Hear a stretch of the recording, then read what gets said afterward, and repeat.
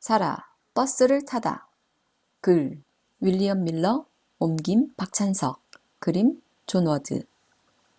아침마다 사라는 어머니와 함께 버스를 탔습니다. 언제나 백인들이 앉는 자리와 구분된 뒷자리에 앉았습니다. 고개를 돌려 자기를 쳐다보는 백인 아이들에게 사라는 얼굴을 찡그렸습니다. 백인 아이들도 얼굴을 찡그리며 웃어댔습니다.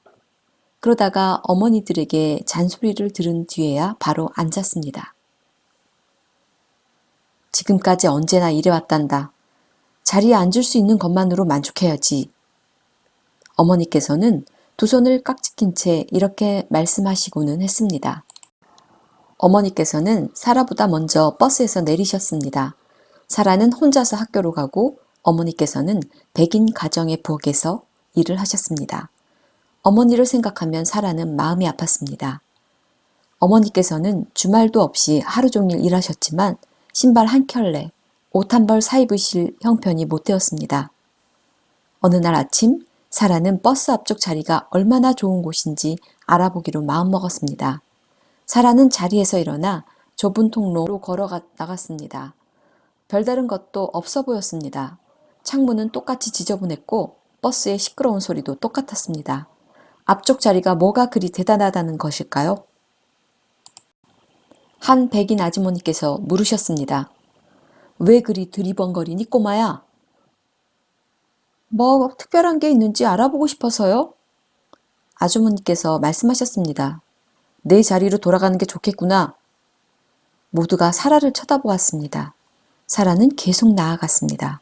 앞쪽 끝까지 가서 운전사 옆자리에 앉았습니다. 사라는 운전사가 기어를 바꾸고 두 손으로 커다란 핸들을 돌리는 것을 지켜보았습니다. 운전사가 성난 얼굴로 사라를 쏘아보았습니다. 꼬마 아가씨, 뒤로 가서 앉아라. 너도 알다시피 늘 그래 왔잖니?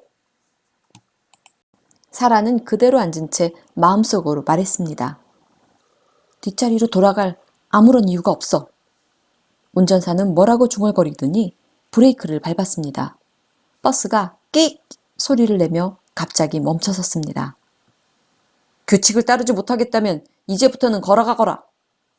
운전사가 덜컹 소리를 내며 문을 당겨 열었습니다. 사라는 외롭고 무서웠습니다. 사라 생각에 버스에서 내리는 것도 학교까지 걸어가는 것도 그리 어려운 일은 아니었습니다.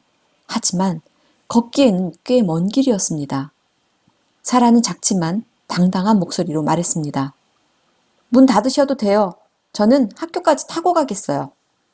운전사는 자리에서 일어나 쿵쾅거리며 버스 계단을 내려갔습니다. 버스 안에 있던 백인들이 화를 내며 소리쳤습니다. 빨리 가자고! 이러다 지각하겠어! 잠시 뒤 운전사는 경찰관과 함께 돌아왔습니다. 경찰관이 물었습니다. 오늘 무슨 일 있니? 사라는 가슴이 콩닥거렸습니다. 아무 일도 없어요. 법이 뭔지 너도 알 거다. 그렇지? 그럼요. 학교에서 배웠어요. 경찰관이 살짝 웃으며 말했습니다. 아무렴 법에는 말이다. 너희 같은 사람은 버스 뒷자리에 앉아야 한다고 나와 있단다. 그래서 말인데 법을 어기고 싶지 않다면 내 자리로 돌아가거라. 밖에 사람들이 모여들기 시작했습니다. 사람들이 흥분하여 사라에게 큰 소리를 질렀지만 몇몇은 사라를 응원했습니다. 한 아저씨께서 소리치셨습니다. 일어나지 마라. 그 자리는 내 피부색과 아무 상관이 없어. 경찰관이 안타깝다는 듯 고개를 절레절레 흔들더니 사라를 번쩍 안아 올렸습니다. 그러고는 사람들 사이를 지나 경찰서로 향했습니다. 사라는 울기 시작했습니다. 절 감옥으로 보내실 건가요? 경찰관은 아무 말도 하지 않았습니다. 하지만 사람들은 더 크게 소리를 질렀습니다. 한 아주머니께서 소리치셨습니다. 용기를 내! 그러자 다른 사람이 대받아쳤습니다. 법을 어기면 어떻게 되는지 확실히 알게 해줘! 경찰관이 어머니께 전화를 하는 동안 사라는 커다란 책상 앞에 앉아 있었습니다. 키가 큰 아저씨께서 사진기를 들고 와 사라를 찍으셨습니다. 신문사에서 왔단다. 용기 있는 행동을 한 사람에 대한 기사를 쓰고 있어. 아저씨의 말씀에 경찰관이 크고 거친 손으로 사라의 등을 토닥이며 대꾸했습니다. 꼬맹이가 잠시 헷갈렸을 뿐이오. 사라의 이야기는 빠르게 퍼져나갔습니다. 많은 사람이 여기저기에서 사라를 보러 왔습니다. 누구인가 사라에게 초콜릿 과자를 가져다 주었습니다. 사라는 과자를 한 입 베어 물고 나서야 자기가 얼마나 배가 고픈지 깨달았습니다. 과자를 반쯤 먹었을 때 어머니께서 오셨습니다. 어머니께서 손을 내밀며 말씀하셨습니다. 가자. 경찰관들이 진짜 범죄자들을 잡으러 가야 할 때인 것 같구나. 경찰관이 사라와 어머니의 뒤에 대고 소리쳤습니다. 앞으로 당신 딸이 어디에 앉아야 하는지 단단히 일러주시오. 밖으로 나오자 신문 기자가 사라의 사진을 좀 더 찍은 뒤에 잘 가라고 손을 흔들어 주었습니다. 사라가 어머니와 함께 사람들 사이를 헤치고 나가며 말했습니다. 죄송해요, 어머니. 말썽을 일으키려던 것은 아니었어요. 그냥 뭐가 그리 특별한지 알고 싶었을 뿐이에요.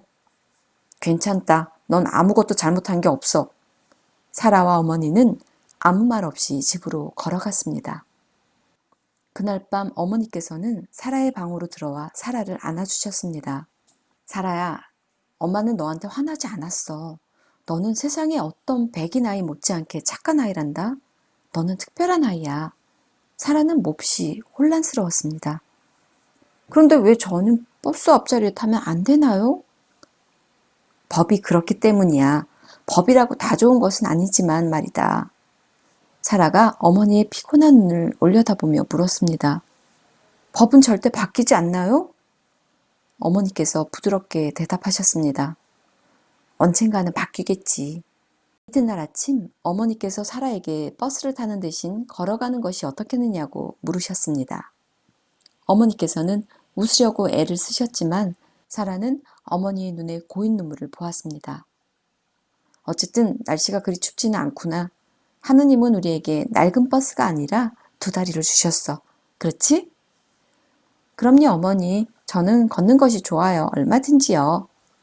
사라와 어머니는 버스 정류장을 천천히 지나갔습니다. 사람들이 고개를 돌려 수군거렸습니다. 사라 또래의 남자아이 하나가 신문과 연필을 가지고 뛰어왔습니다. 사인 좀 해줄래? 오랫동안 간직하고 싶어. 어머니께서는 소년한테서 신문을 받아들고 싱긋 웃으셨습니다. 우리 딸이 영웅이라도 된 것 같구나. 사라는 신문 첫장에 난 자신의 사진을 보고 몹시 쑥스러웠습니다. 어머니 얼른 가요. 사라가 어머니를 재촉했지만 이미 늦은 뒤였습니다. 흑인이고 백인이고 할 것 없이 많은 사람이 몰려와 사라에게 악수를 청했습니다. 신문 기자가 또다시 사진을 찍으려고 왔습니다. 사람들은 사라를 뒤따라 걸었습니다. 사라는 마음이 뿌듯했습니다. 어머니께서 말씀하셨습니다. 웃어도 괜찮아. 넌 특별한 아이잖니. 다른 어떤 흑인도 버스를 타지 않았습니다. 그 다음 날도 마찬가지였습니다. 버스 회사는 당황했습니다. 시장도 어쩔 줄 몰라 했습니다. 그리하여 사람들은 마침내 법을 바꾸었습니다. 운전사가 문을 열어주며 말했습니다. 다시죠, 꼬마 아가씨? 사라는 자리에 앉기 전에 뒤돌아서 어머니를 쳐다보았습니다. 평소와 똑같은 외투와 똑같은 신발이었습니다. 그런데 오늘 어머니께서는 무엇인가 달라 보이셨습니다. 자랑과 행복이 두 눈에 가득했습니다. 어머니께서 말씀하셨습니다. 사라야, 왜 머뭇거리니? 그 자리에 앉을 자격이 있는 사람은 바로 우리 딸인데. 운전사가 사라를 쳐다보았습니다. 버스에 있는 모든 사람이 사라를 쳐다보았습니다. 아니에요, 어머니. 이 자리는 바로 어머니의 자리예요. 앞으로 어머니께서 계속 앉으실 수 있어요. 어머니께서 활짝 웃으셨습니다. 사라와 어머니는 함께 자리에 앉았습니다. 버스가 도시를 가로지르며 달리기 시작했습니다.